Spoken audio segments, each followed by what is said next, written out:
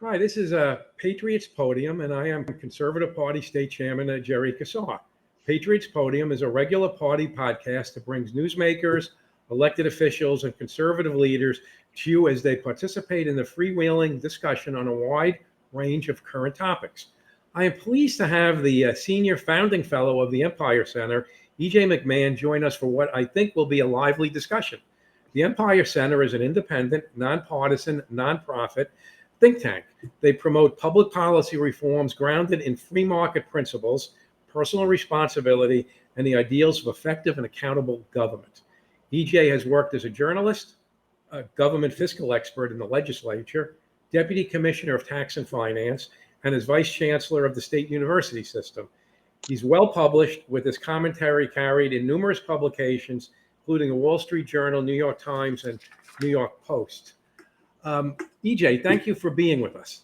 Thank you for having me, Jerry. You're very welcome. EJ, let's get right to it. The Democrats and the governor seem to have trouble getting out of each other's way this past session. And I've been in and out of Albany for decades. It was just a nightmare.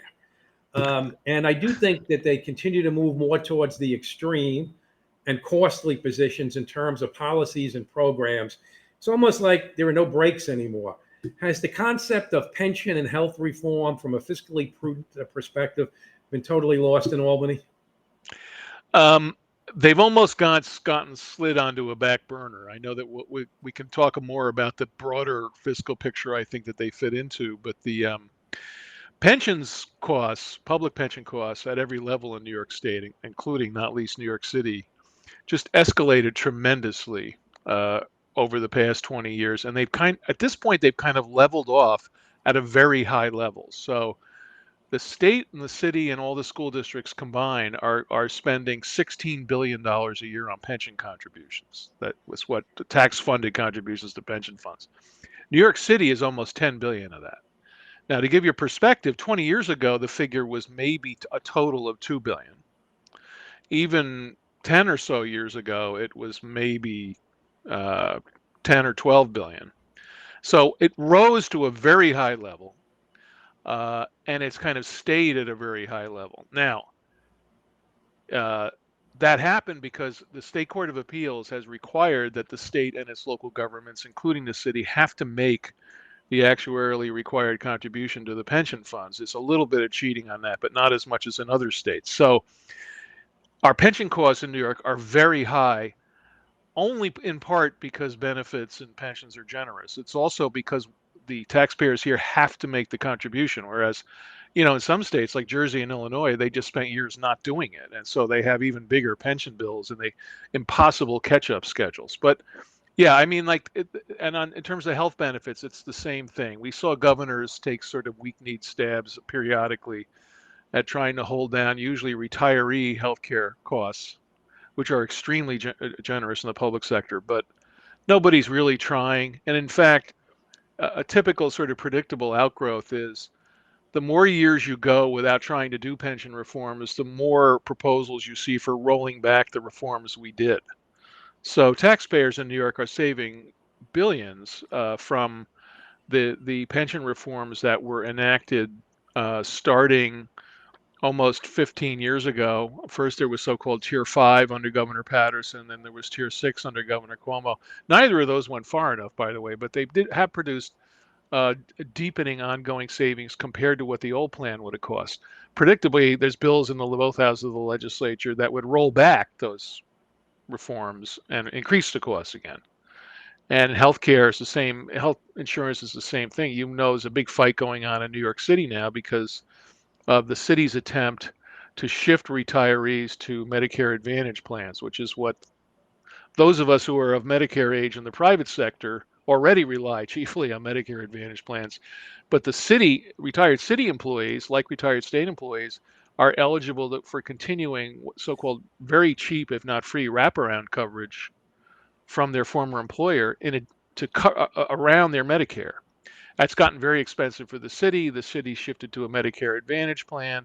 The unions went along with it initially as the price for getting new contracts, but now it's in court. It's been delayed. The Adams administration has put it off. It's just an example of how little progress has been made in trying to restructure and control benefit costs in general. I mean, in the case of New York City on the Medicare Advantage plans, we're talking billions of dollars in potential taxpayer savings Huge, for huge savings. for a Yes. government that can't really afford the government it has currently. Right. I mean, New York City, and this is New York City and state employees. And this is fairly exceptionally generous, even in the public sector in the United States. If you retire after working 10 years, and it's a cliff, you don't get more of a benefit if you work 30. It's everybody works at least 10. The first thing that happens is if you work at least 10 years, and then retire from the payroll at that point, the government covers your former employer covers your entire Medicare Part B premium, which is typically $150 to $170 a month. It's not going to break anybody's budget on the one hand. On the other hand, when you multiply that across hundreds of thousands of retirees, we spend hundreds of millions of dollars a year in this state paying Medicare Part B premiums for people who can well afford to pay them themselves. And that's the kind of thing that continues to happen, and little effort is made to fix it. Well, thank you, EJ. Let me ask you this: you have commented quite a bit, and so has the Empire Center, on the New York's out migration. You know, particularly north of Albany, but in recent times, I think you've got kind of a statewide problem. Um, it does vary from region to region, but there likely is some common threads. Could you speak at what New York on a state and local level is doing wrong that's Well, causing? I mean, I have a sense what they're doing wrong, but right. let's hear it from you. By the way, the ultimate answer to the question of, well, why do we have all this out migration is one of those things where we could debate it and use our common sense, because The weather. right, right. So somebody will say the weather, which, by the way, for some people it is. Like Yeah. I have friends, you do too, maybe, who they get to retirement age and they literally cannot stand winter and will not. And now a lot of those people are snowbirds, as we call them upstate, who actually are still New York residents, but they have a place somewhere down south of South Carolina or Florida or someplace. But what we're talking about is permanent moves, which don't count those snowbirds, by the way, unless they pick up everything and go. There's two stories here. One, there's a long-term story for as long as we've had decent data on this, which goes back to the early 60s. And I've been looking at it all fairly closely for 20 plus years. Up until pre-COVID, okay, through 2019, say, we were in a long-established pattern where we had the biggest net outflow of any state, both as a percentage of base population and even in nominal terms, rivaled during some periods by California. And the only states that's close to us, beside California, and the rate or total, is generally Illinois, which is getting worse. Now, two things that go on. As a percentage of population, the biggest loss to net migration were in upstate counties, mainly. But the biggest numbers, the biggest part of the outflow has long, for decades, been from New York City. And what happens is there's a flow, or had been a flow, through New York City. Young people come to New York City from the rest of the country, particularly once the New York City economy and quality of life got better in the 90s. Big inflow. Kids from the Midwest and upstate and New England come into New York City. That's part of the other inflow, of course, was immigrants, most of whom were undocumented illegal immigrants who played a big part in the city's economy and growth and over the last 20, 30, 40 years. So the net of all that was that the city's population total actually grew, but the city there's been a big outflow. There's been a lot of turnover in the city population, and that leads to the changed demographics we're familiar with. And that's a whole other story, but that's a big part of it. So we've had this flow.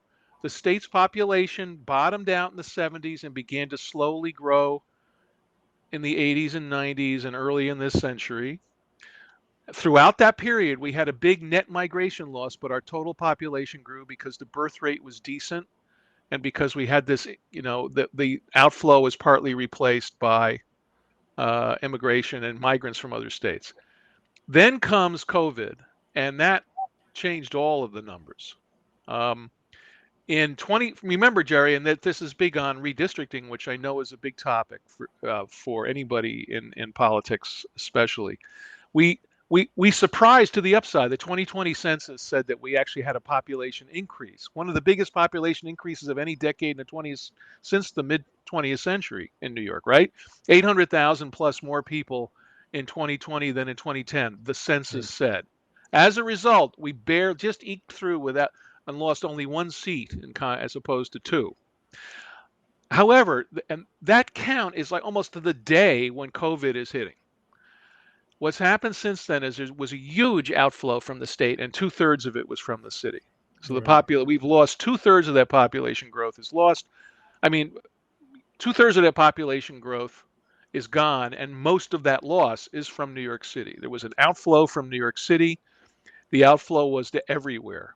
It was mainly to neighboring states, to Connecticut, to New Jersey, to the rest of the Northeast, and last but not least to Florida. And that was a really big upsurge. And now I think there are signs. Remember that the numbers we get that we can talk about, they kind of lag. You get numbers early in a year for a period that ended the middle of the previous year.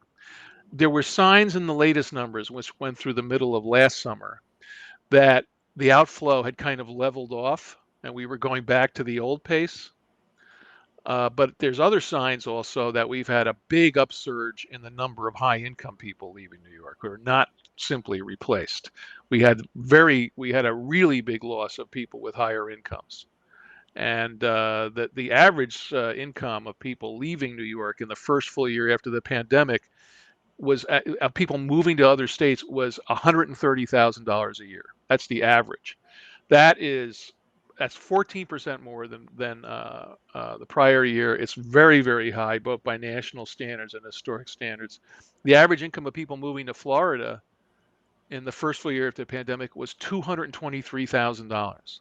$223,000 a year was the average income of people moving to Florida.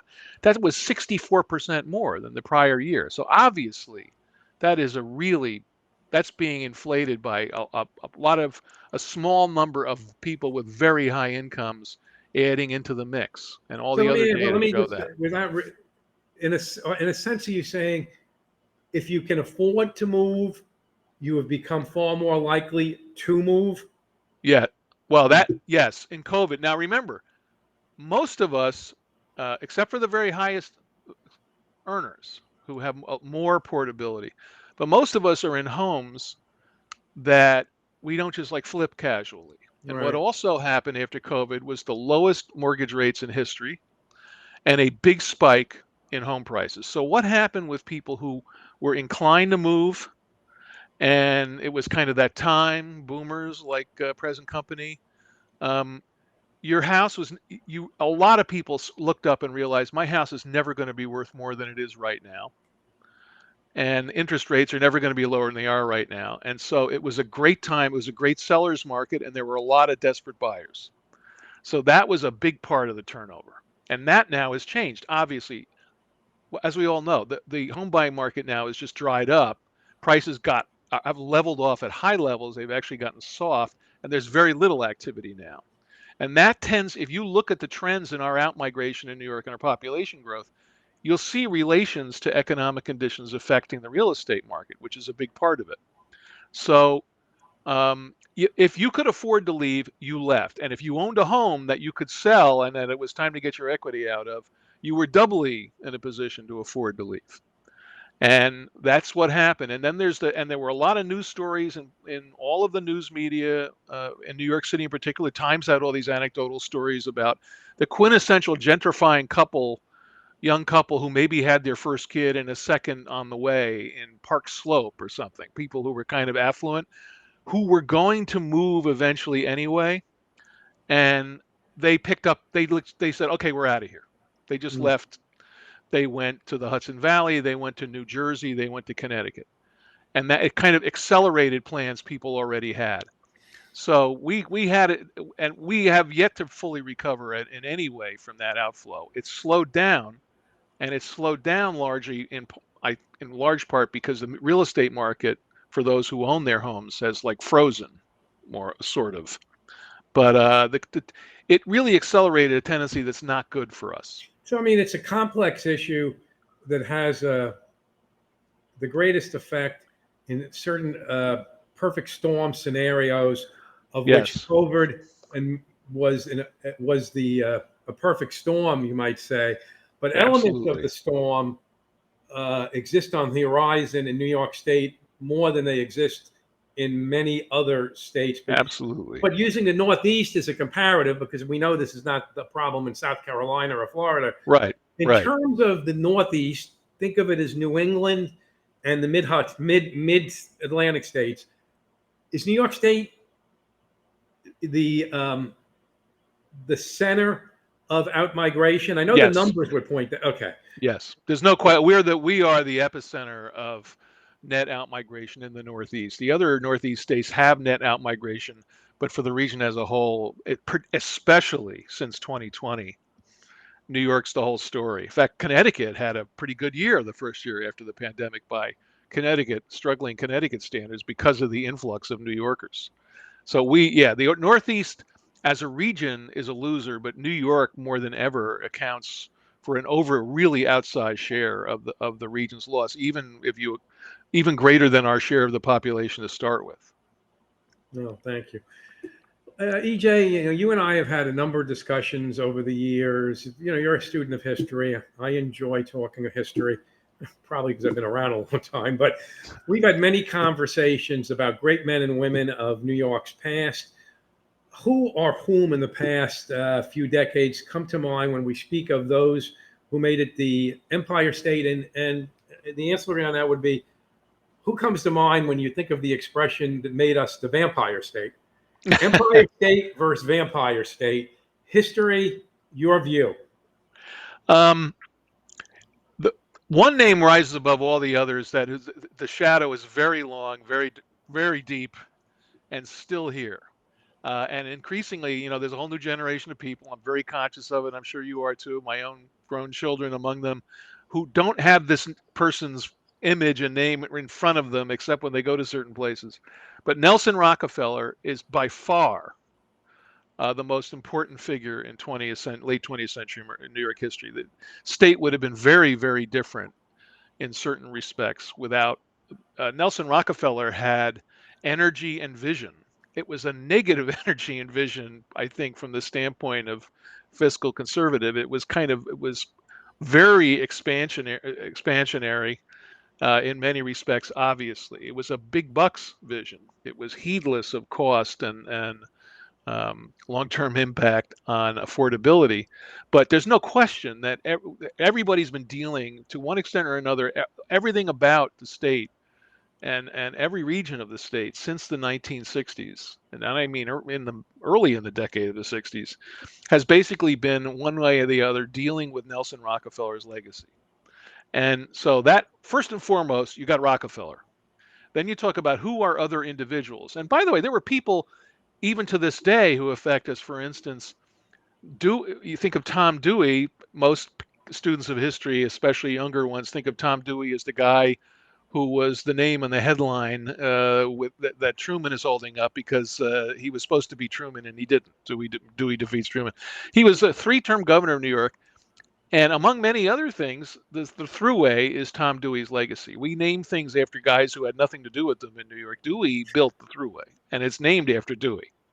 But if you get that past Rockefeller, the major figures, there's a long list of them. Hugh Carey was tremendously important as a corrective to Rockefeller. Now, the whole 70s generation, the whole generation of figures who were in office and important positions during the fiscal crisis and the virtual collapse of New York City, and nearly with it the state in 1975, that whole generation, they stepped up.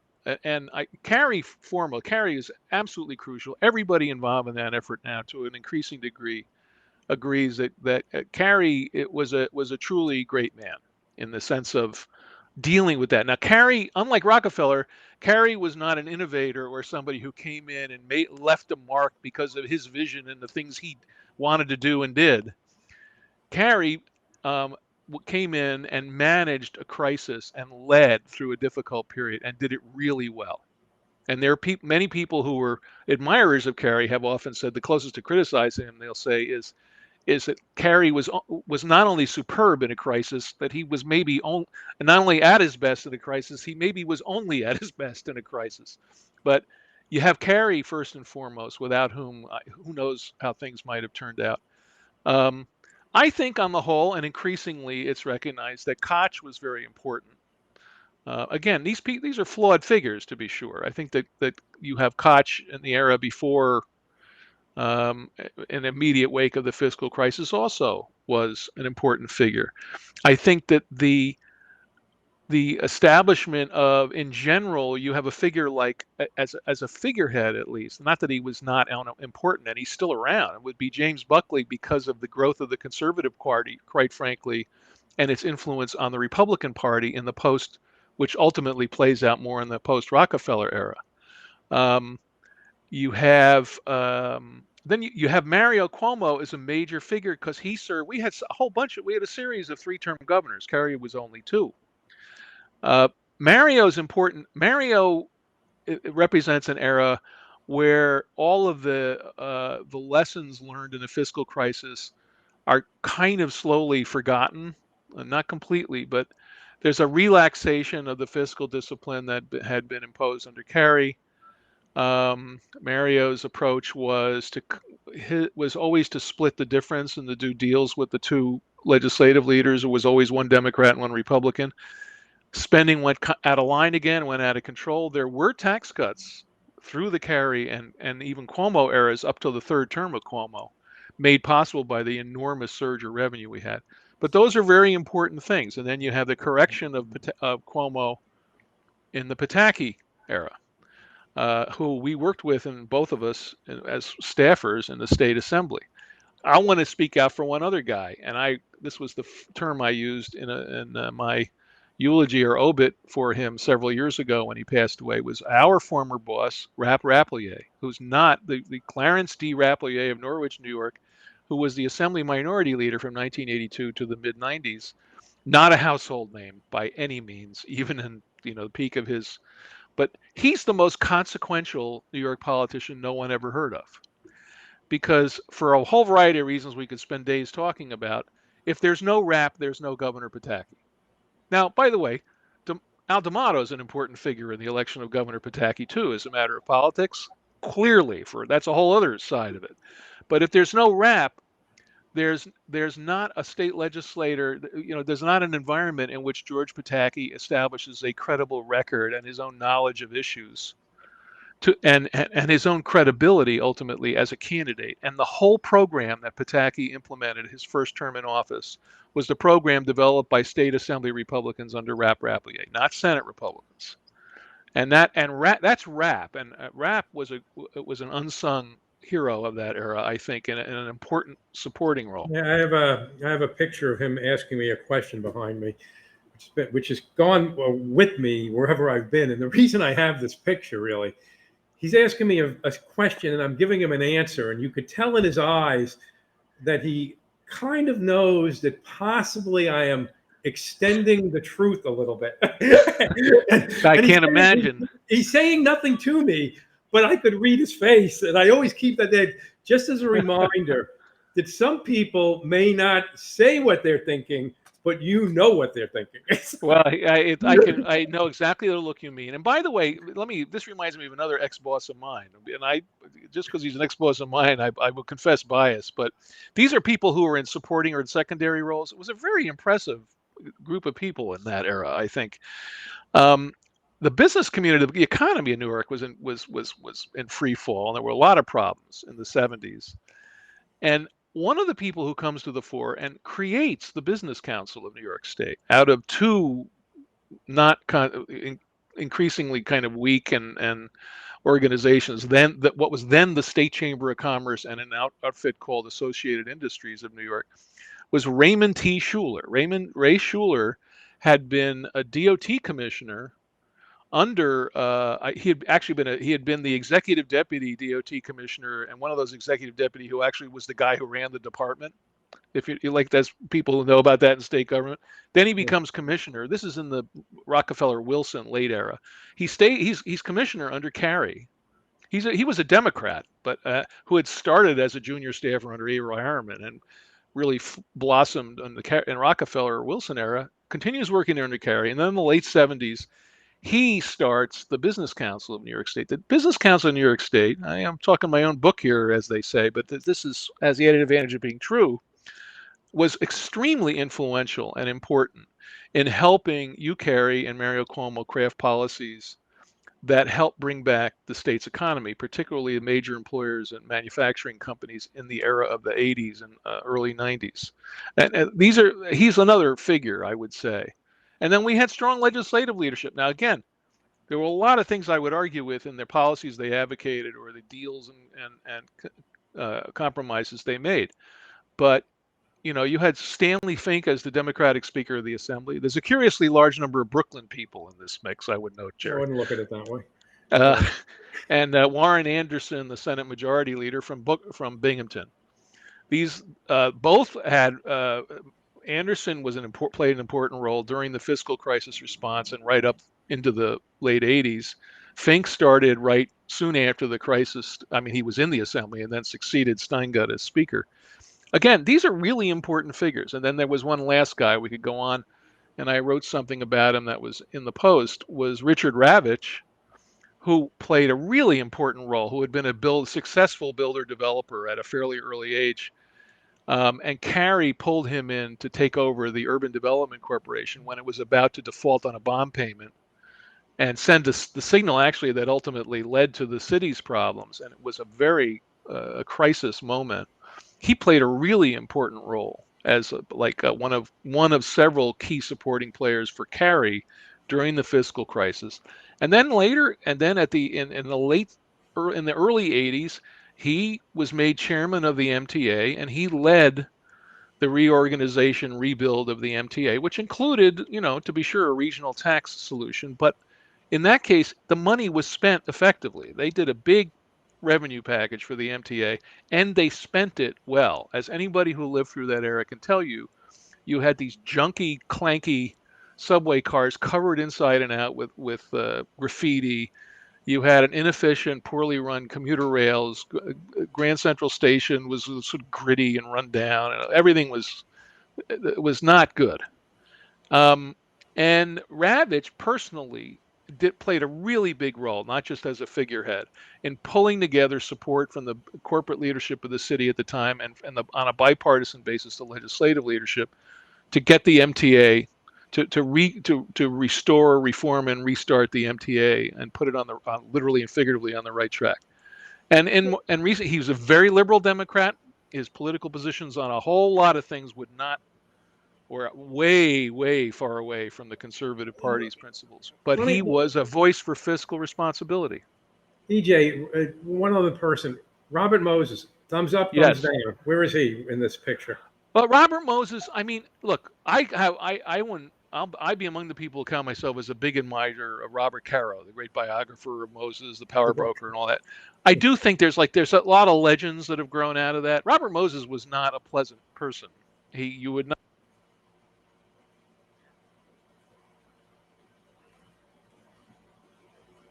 My mic got muted for a minute. Moses, and I'm anticipating there's a really good book on the broader subjects that we're talking about in terms of transit and infrastructure in New York that Nicole Gelinas of the Manhattan Institute has written. That's coming out, I think, in a few months.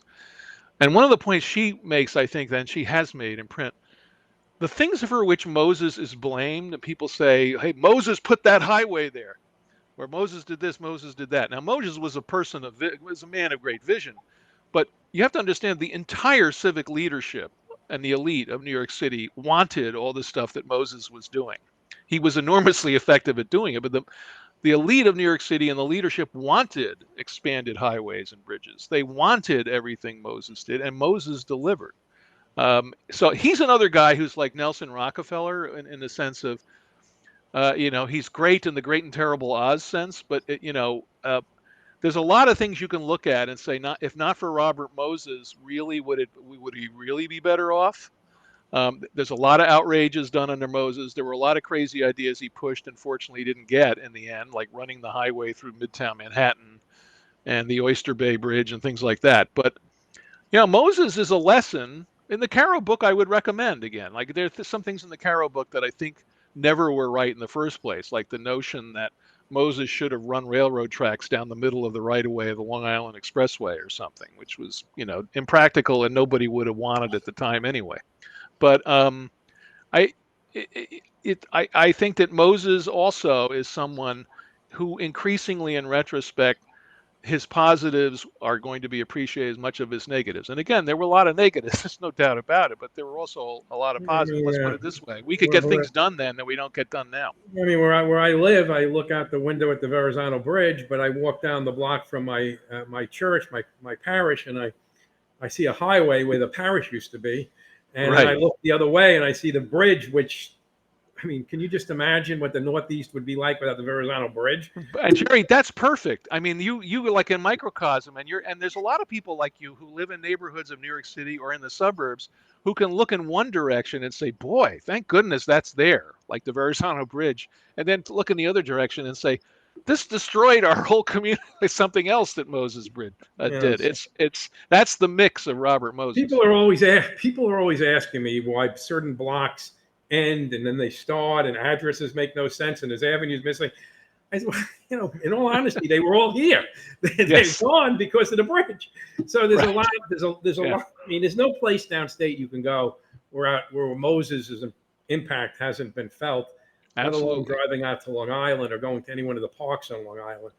Let me, EJ, I've attended some of the Empire Center presentations.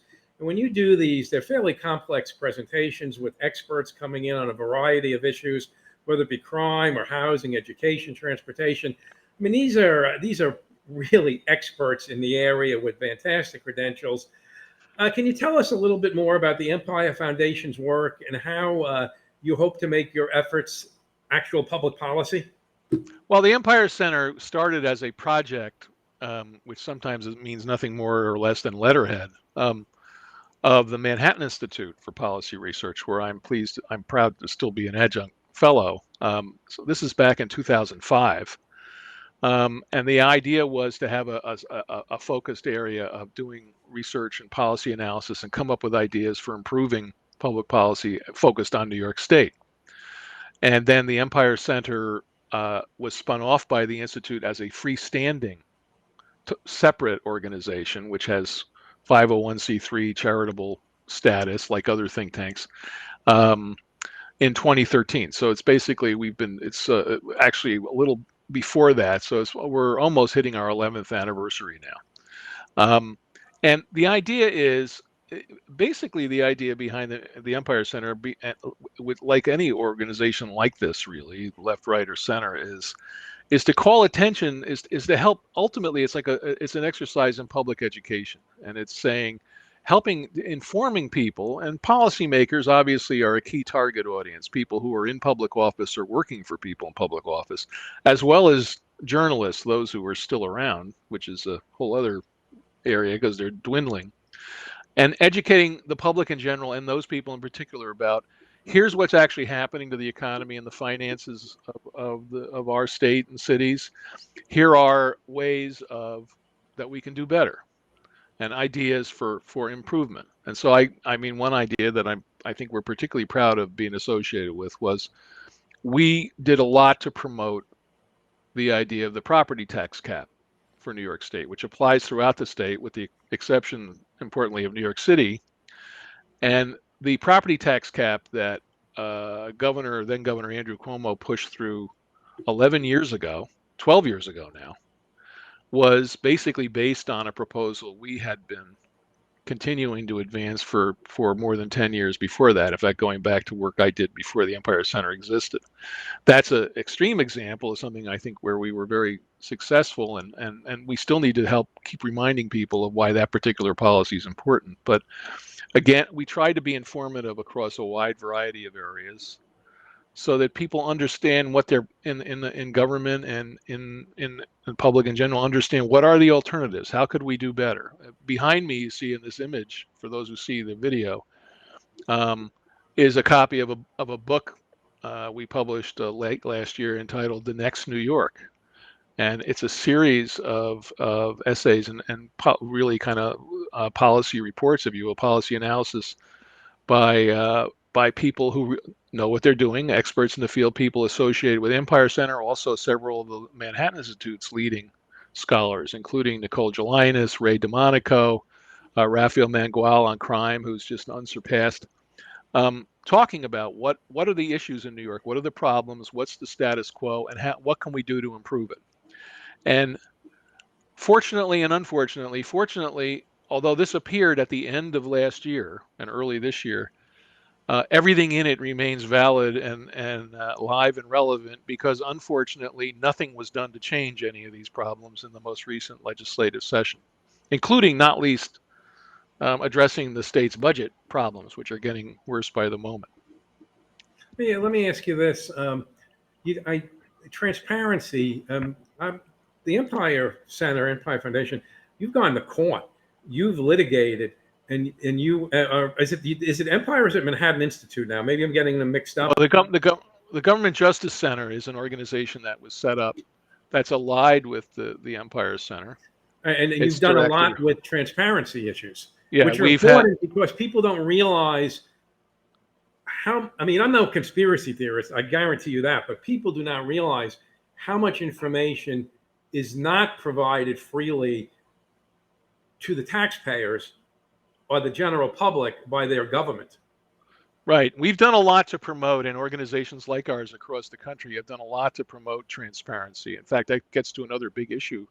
We're now celebrating the 15th, this is the 15th anniversary year of seethroughny.net, seethroughny.net. That is a transparency website that we started at the Empire Center back when we were part of the Manhattan Institute.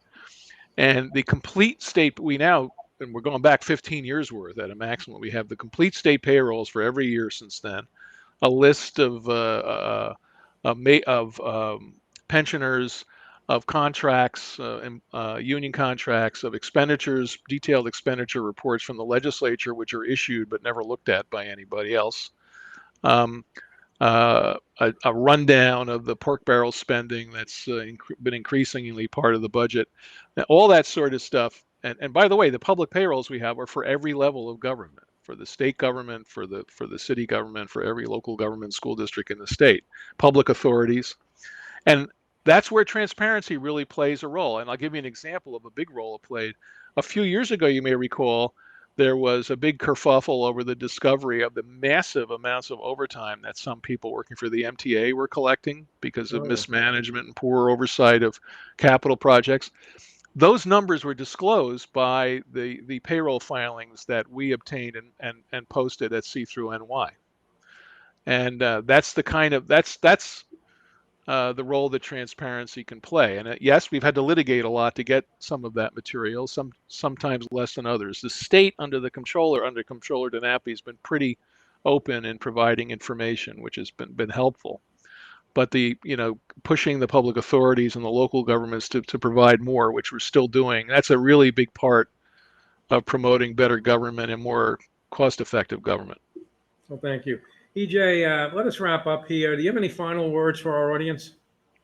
Well, I think the one thing for everybody to keep an eye on is the state. I can't stress enough how unusual this time we're living in is. So that there's never been a time, and it's because of COVID, where we have this massive, influx of money to the state government from federal aid, coupled with a huge but temporary spike in revenues because of the stock market boom, which no one expected starting early in the COVID period.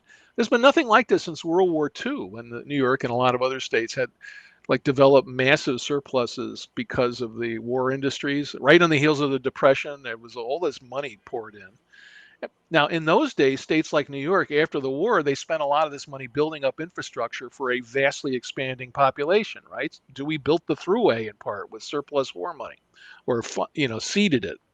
Among other things. Now, this is something totally different. We had this huge, enormous influx of tens of billions of dollars of federal money to the state and its localities, just in New York. And And the predictable happened. The moral hazard's tremendous, and it's the state and the city in particular, and many of our local governments as well, got all this money. And what did they do? For the most part, they did what they shouldn't have done, and they added to their recurring spending. And they can't afford to sustain it as the federal aid goes away. So I'll give you one example. On the state level, and Governor Hochul's proposed budget for this year, first of all, it boasted that she was about to build reserves to a new record level of $19 billion. Well, that sounds pretty good, right? Pretty good for a state that had no reserves at all, practically, before COVID. But on the other hand, she was projecting budget gaps. So she had $19 billion in reserves. She was projecting budget gaps over the from fiscal year 25 through 27, the out years as they're called, of over $20 billion. Which is a concern because she also has shown little inclination or ability to discipline spending by the legislature. Well, that's what she proposed in her budget. $20 billion was the out year gaps. Do you know what the out year gaps are in the budget that was enacted? The budget gaps have grown to $36 billion.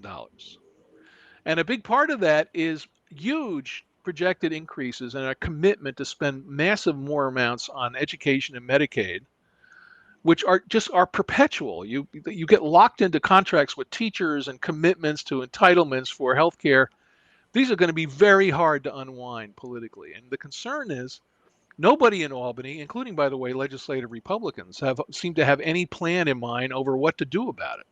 But this is clearly unsustainable. And that's even without a recession. If we have a recession or a disruptive, economically negative event, it gets worse faster. But we're within a couple of years of stuff hitting the fan, as they say, and there's doesn't seem to be any inclination to deal with it. The progressives, the left wing, they have a plan. Their plan is just keep spending, spend more, and double taxes on millionaires and billionaires. Nobody else has any kind of plan, so that's concerning. Well, EJ, thank you. Thank you for taking the time to be with us. And, we applaud your work. We applaud the work of individuals and good government groups that, put the time in and the effort with not necessarily appreciation from the public to try to make things better. People really, I say this from a great experience, people should not depend on their legislature to actually represent their views. If a viewer would like to know more about the Empire Center, they can be found at empirecenter.org. As always, Yes. You're very welcome. I knew you'd want that in there. Yeah. As always, I would like to thank Katie Mahone and Andrew Davis for making the podcast happen. And for our listeners, thank you for tuning into today's episode. On our next episode, we'll be joined by Tom King, the president of the New York State Rifle and Pistol Association. And they've got a lot of litigation going on right now. Thanks again for joining us. And if you enjoyed today's podcast, subscribe wherever you listen and give us a 5-star rating. Until next time, I am Jerry Kassar, and this is Patriots Podium Podcast. Thank you.